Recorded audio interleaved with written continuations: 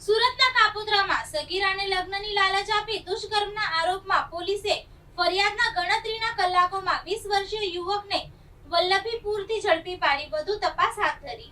સુરતના કાપોદ્રા વિસ્તારમાં સગીર વયની બાળાને લગ્નની લાલચ આપી દુષ્કર્મ આચરનારા આરોપમાં પોલીસે ફરિયાદ નોંધાયાના ગણતરીના કલાકોમાં જ 20 વર્ષીય યુવકને ભાવનગર જિલ્લાના વલ્લભીપુરમાંથી ઝડપી પાડ્યો છે। કાપોદ્રા પોલીસની સર્વેલન્સ ટીમે આરોપીની શોધખોળ માટે ટેકનિકલ સર્વેલન્સ, મોબાઈલ લોકેશન અને સીસીટીવી ફૂટેજની મદદ લીધી હતી। તપાસ દરમિયાન મળેલી મહત્વની કડીઓના આધારે પોલીસ આરોપીના વલ્લભીપુર ખાતેના લોકેશન સુધી પહોંચી હતી।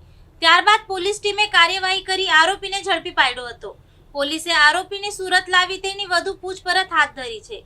સમગ્ર મામલે પોલીસ દ્વારા સગીર બાળાની ફરિયાદના આધારે તપાસ કરવામાં આવી રહી છે।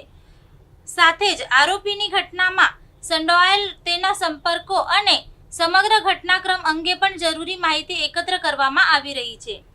કાપોદ્રા પોલીસની ઝડપી કાર્યવાહીથી ફરિયાદ નોંધાયા બાદ ગણતરીના કલાકોમાં જ આરોપી પોલીસના હાથે ઝડપાઈ ગયો છે।